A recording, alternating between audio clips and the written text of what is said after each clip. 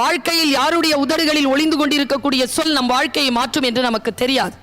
அது எந்த புத்தகத்திற்குள் ஒளிந்து கொண்டிருக்கிறது என்று கூட நமக்கு தெரியாது. எவ்வளவு சீக்கிரமாக அந்த சொல் வந்து சேர்கிறதோ வாழ்க்கையில் அவ்வளவு சீக்கிரமாக மாற்றம் நிகழும். என்ன சிக்கல் தெரியுமா?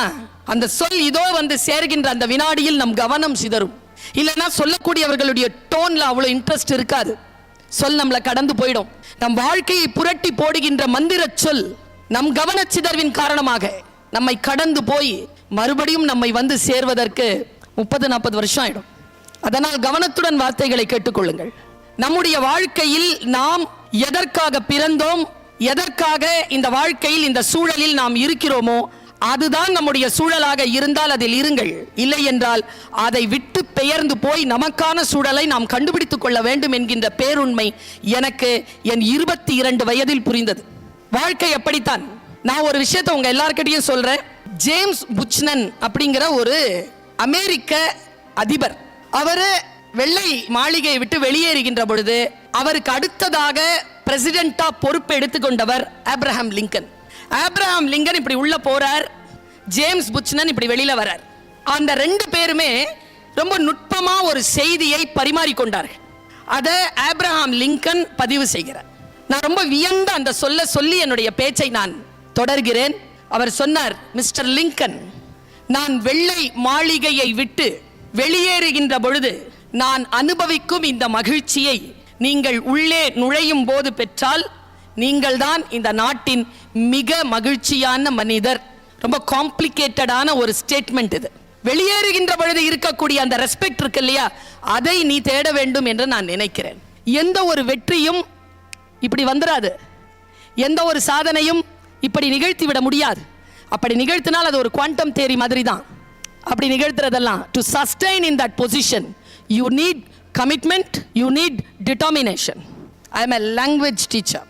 என்னுடைய MA லாங்குவேஜ், தமிழ் மொழித்துறையில் படித்தவள் நான், இலக்கியம் படித்தவள் இல்லை நான். 5 மொழிகள் எனக்கு தெரியும். இந்த 5 மொழிகள் தெரிந்து நான் பற்றி கொண்ட மொழி தமிழ். ஏனென்றால் அதில் எனக்கு இருக்கிற இன்ட்ரெஸ்ட் மற்ற விஷயங்களை தெரிந்து கொள்வதில் இருக்கிறதே தவிர இதில் உழுவதில் இருக்கிறது. நான் என்னை அடையாளம் கண்டுகொண்டேன். அடையாளம் கண்டுகொண்டு நான் ஒரு லாங்குவேஜ் டீச்சராக வளர்ந்த பொழுதுதான் புரிந்து கொண்டேன், மொழியால் உருவாக்கப்பட்ட சொல் என்பது யார் வேண்டுமானாலும் சொல்லலாம், ஆனால் புரிஞ்சுக்கிறது இருக்குல்ல, அதுதான் அடிப்படை. நான் இப்படி சொல்கிறேன், நம்முடைய இந்த பசங்க இருக்கிறீங்களா, நீங்கள் எல்லாரும் இருக்கிறீங்க, நீங்கள் எல்லாரும் இன்ஜினியர்ஸ் தானே? எப்படி நீங்கள் ஆமான்னு சொன்னீங்க? இன்னும் நீங்கள் இன்ஜினியரிங் டிகிரியே வாங்கலையே. நீங்கள் இன்ஜினியர்ஸ் கிடையாது, இன்ஜினியரிங் ஸ்டூடெண்ட்ஸ். கற்றுக்கொண்டு இருக்கிறீர்கள். நீங்கள் இன்ஜினியர்ஸ் கிடையாது. இன்ஜினியர் யார் தெரியுமா? குவாலிஃபிகேஷன் இருக்கிறவன்லாம் இன்ஜினியர் கிடையாது. அதனால தான் தெருவுக்கு 4 இன்ஜினியர் இருக்கிறான், ரொம்ப ஆழமாக தென்னா கூட ஒரு உருப்படியான கொத்தனார் கிடையாது. அடிப்படையான அந்த நாலேஜ்ல இருந்து தொடங்குங்க. நீங்க எல்லாரும் யானை மாதிரி இருங்க. யானை என்ன தெரியுமா? எனக்கு ரொம்ப பிடிக்கும் யானை. ஏன் தெரியுமா? யானை கிட்ட நீங்க எவ்வளவு வேணாலும் விளையாடலாம், யானை கிட்ட எவ்வளவு வேணாலும் நீங்க வேலை வாங்கலாம். யானையை நீங்க போருக்கு கூட்டிட்டு போகலாம், சர்க்கஸ் கூட்டிட்டு போகலாம், கோயிலில் நிறுத்தி வைக்கலாம், யானையை என்ன வேணாலும் நீங்க செய்யலாம். ஆனால் அதன் எல்லை எது என்று யானை தான் தீர்மானிக்கிறது. அந்த எல்லையை தீர்மானிக்கிற ஒரு அடிப்படையான விஷயத்தில் மட்டும் என் குழந்தைகளை உறுதியாக இருங்கள். நான் இன்னைக்கு உங்ககிட்ட சொல்லணும்னு நினைச்ச இன்னொரு விஷயம், கவனத்தோடு இருங்கள் பிள்ளைகளை. இன்னைக்கு இருக்கக்கூடிய இளைஞர்களிடத்தில் மிஸ் ஆகிற விஷயம் என்ன தெரியுமா? கவனம். உங்களால் ஒரு 5 நிமிடம் உட்கார முடியாததற்கான விளைபொருள் தான் இந்த மொபைல் இல்லைன்னா, இந்த சில பேர் போதைக்கு உட்பட்டவர்களுக்கு சரியா அந்த டைம் அந்த உடனே கை கால் ஒதுறோன்னு நான் கேள்விப்பட்டிருக்கேன். அந்த மாதிரி இது இல்லைன்னா அடுத்த வினாடி கை கால் ஒதுருது. அவ்வளவு ஒரு இன்டாக்சிக் விஷயமா இதை மாற்றி வச்சிருக்கிறீங்க. இதை ஒரு டூலா பயன்படுத்துங்க. இன்னைக்கு நான் சொல்றேன், ஜெயிக்கணுமா, நீ சீக்கிரமா வாழ்ந்து முறிஞ்சிடணும்னா எப்படி வேணாலும் இரு. இல்லை மேடம், நான் ஜெயிக்கணும் அப்படின்னா you take the responsibility of your life. இப்போ ரெஸ்பான்சிபிலிட்டி என்கின்ற சொல்லுக்கு ரொம்ப அழகான ஆங்கில சொல்லது responsibility. Don't react to anything, just do respond.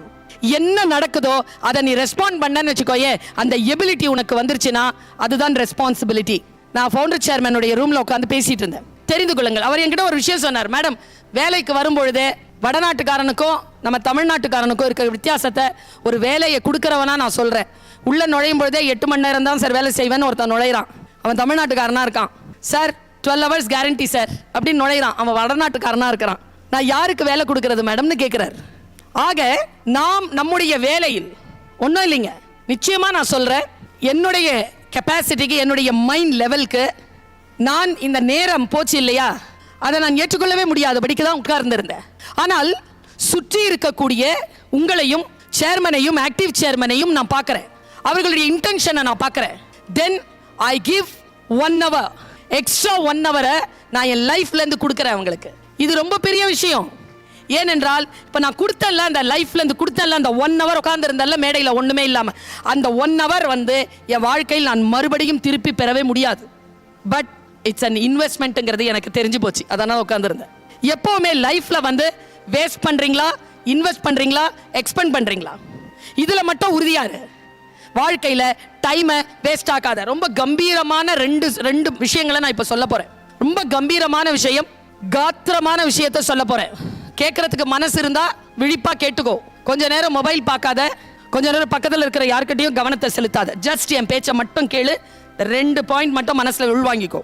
எத்தனையோ பேர் இருக்கிறாங்க குழந்தைகளை, ஜெயிக்க முடியாமல் போகிறது எதுக்குன்னு அவங்களுக்கு தெரியலை.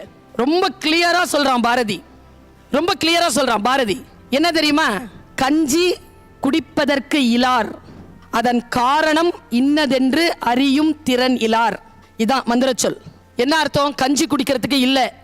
ஏன் இல்லை, ஏன் இல்லைன்னு தெரியல. தெரிஞ்சா கஞ்சி வந்துடும், இவ்வளவுதான். எனக்கு லாரி ஓட்ட தெரியாது. ஏன் தெரியாது? ஏன் தெரியாது? கார் ஓட்ட தெரியும், லாரி ஓட்ட தெரியாது. ஏன் தெரியாது? நான் பழகல. பழகுனதுக்கு அப்புறமாவும் எனக்கு தெரியல. ஏன் தெரியல? ஏன் தெரியலன்னு எனக்கு தெரியல. தெரிஞ்சா நான் லாரி ஓட்டிடுவேன். அந்த நுட்பம் இருக்கல, அந்த லேர்னிங் எபிலிட்டி, அந்த லேர்னிங் எபிலிட்டியோட நீ என்னுடைய பேச்சை இந்த ஒரு 10 நிமிஷம் கேட்டுக்கோ. ஜஸ்ட் ஒரு 10 minutes.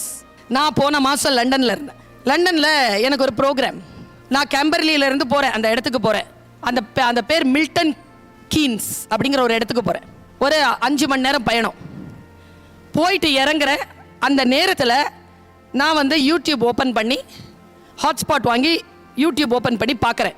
அந்த கார் பயணத்தில் நான் பாட்டு கேட்காம சில சீனரிஸ் மட்டும் பார்த்துக்கிட்டு I was in my learning. நான் லேர்ன் பண்ணுறேன். அது என்னுடைய 5 hours லேர்னிங் டைம் கிடையாது. நான் it's a travelling time. I can make use of that time at anything. அது என்னுடைய டிசிஷன். ஆனால் நான் அதில் யூடியூப்பில் ஏதோ ஒன்று நான் பார்க்குறேன். நல்லா தெரிஞ்சுக்கோங்க, as a speaker, as a teacher, as a mother, as a wife, as a woman, எனக்கும் அந்த சொசைட்டிக்கும் நடுவில் ஒரு பாண்டேஜ் இருக்கு. நான் எதை நான் பார்த்தாலும் இந்த பாண்டேஜை வலுப்படுத்துகிற மாதிரி ஏதேனும் நல்ல விஷயங்கள் இருந்தால் நான் அதை பிடித்துக் கொள்கிறேன். ஆஸ் அ டீச்சர் நான் பிடிச்சிக்கிறேன், ஆஸ் அ மோட்டிவேட்டர் நான் பிடிச்சிக்கிறேன், ஆஸ் அ லிட்ரரி பர்சன் நான் பிடிச்சிக்கிறேன்.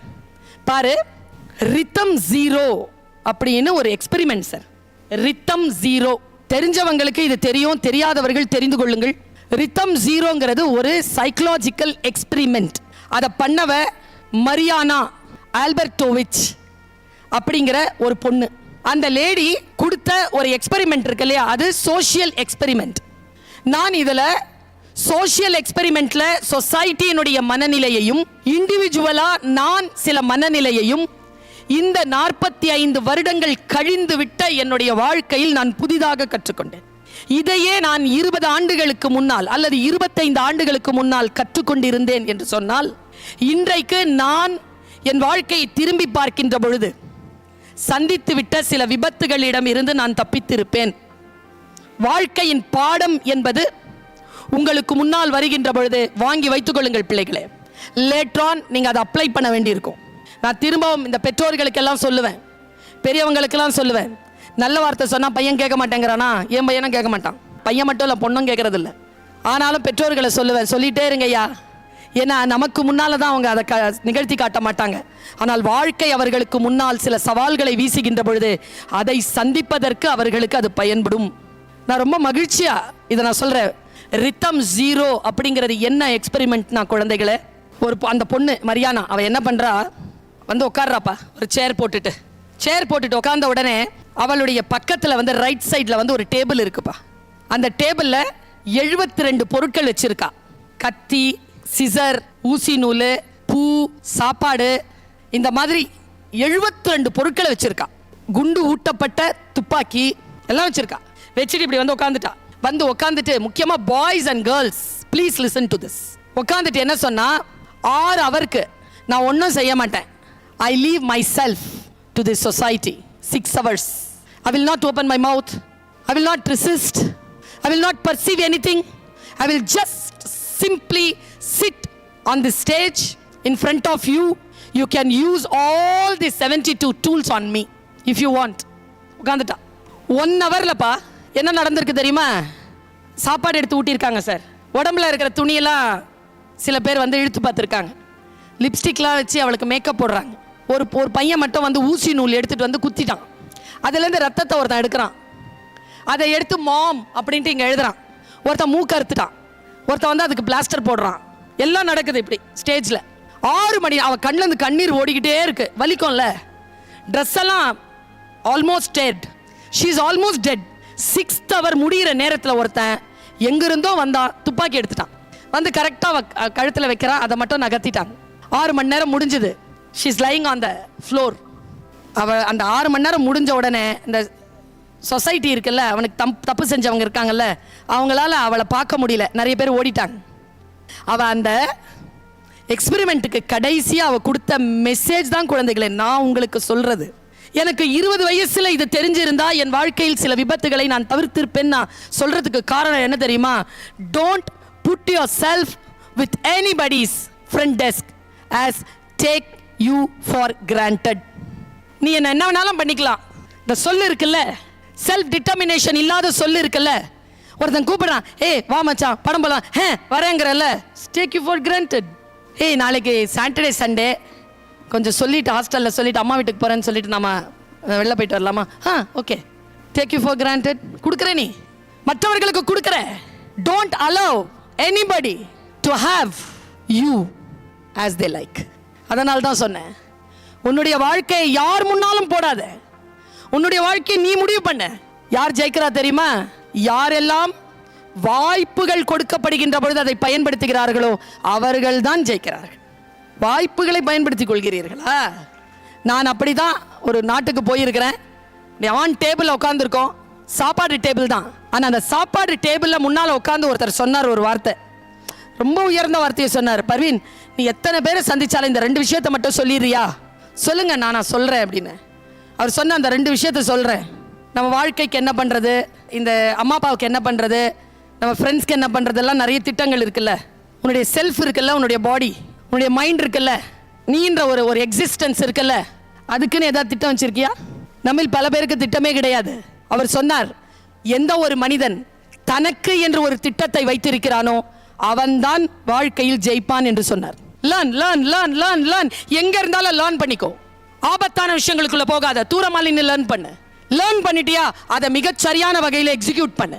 இந்த கேப் இல்லாம பார்த்துக்கோ. இதுதான் எனக்கு நான் வைத்துக் கொண்டு இருக்கக்கூடிய திட்டங்கள். இன்னொரு வார்த்தை சொன்னாரு, உன் காலில் இருக்கிற நிலம் நகர்ந்துரும். நான் சொன்னா புரிஞ்சிருச்சுன்னா யார் எதை சொன்னாலும் கேட்டுக்கோ. அது தப்பு சரி என்பதை பிறகு முடிவு செய். முதலில் கேட்டுக்கொள், கேட்க பழகு. ரொம்ப இதை பார்த்துக்கிட்டே இருந்தேன்னு வச்சுக்கோ, கேட்கிற வாசிக்கிற பழக்கம் போயிடும், மைண்டு நிலைக்காது. இது சைக்கலாஜிக்கலாக ப்ரூவனான ஒரு விஷயத்தை நான் சொல்கிறேன். வேகமான காட்சிகளை பார்த்து பழகுகின்றவர்களால் நிதானமாக வாசிக்க முடியாது. நிதானமாக வாசிக்க முடியாதவர்களால் நிதானமாக அடுத்தவர்களை புரிந்து கொள்ள முடியாது. அடுத்தவர்களை நிதானமாக புரிந்து கொள்ளவில்லை என்றால் you put yourself to take you for granted. அவர்கள் உன்னை பயன்படுத்துவார்கள். மிக சிறப்பாக நான் சொல்கிறத கேட்டுக்கோ. நான் இங்கே விருத்தாச்சலத்துக்கு போயிருந்தேன். அங்கே வந்து உரி அடிக்கிற ஒரு ப்ரோக்ராம். நாங்கள்லாம் ஃப்ரண்ட் ரோவில் உட்காந்துருக்கோம். உரி அடிச்சுட்டு 100 பேர் விளையாண்டாங்க அந்த ப்ரோக்ராமில். 6லேருந்து 18 வயது. அந்த ப்ரோக்ராமில் 6 வயசு பையன் ஜெயிச்சான். அவன் பேர் ராஜராஜன். ஜெயிச்சுட்டு உரி அடிச்சுட்டான். அவன் அடிச்சுட்டு முன்னால் வந்து என் சீட், நான் உட்காந்துருக்கேன், என் சீட் பக்கத்தில் உட்காந்தான். அந்த பையனுக்கு தெரிஞ்சிருக்கு ஜெயிச்சா எங்கே உட்காரணும்னு. வந்து உட்காந்து 6 வயசு அப்படி இருக்கான் ஷார்ப்பா. ஜெனரேஷன் ஜி இருக்காங்கல்ல, அவங்க 2012 வரைக்கும் பிறந்தவங்க எல்லாரும் ஜெனரேஷன் ஜி. இப்போ நீங்கள் எல்லாருமே இருக்கிறீங்க ஜெட், ஜெனரேஷன் ஜெட். இப்போ எங்களுக்கும் உங்களுக்கும் இருக்கிற வித்தியாசம் என்ன தெரியுமா? நாங்கள் பெரியவங்க மேலே ஒரு பயமும் ஒரு கற்றலுக்கான ஒரு வாய்ப்பும் வைத்திருந்தோம். நாங்கள் வந்து ஃபைனல் இயர் ஸ்டூடெண்ட்ஸ் கிட்ட பேசுறதுக்கு நிற்போம். அவங்களாம் எங்களை சேர்த்துக்கவே மாட்டாங்க. அப்படி தானே சார்? சேர்த்துக்க மாட்டாங்க. ஆனால் இப்போ என்னன்னு பார்த்தா ஃபஸ்ட் இயர் ஃபைனல் இயரை சேர்த்துக்க மாட்டேங்க. கேப். நீங்கள் ஜெனரேஷன் ஜெயிலாம் ரொம்ப பெருமைப்படாதீங்க. உங்களை தூக்கி சாப்பிட்றதுக்கு இன்னொரு ஜெனரேஷன் வந்துருச்சு. Generation alpha.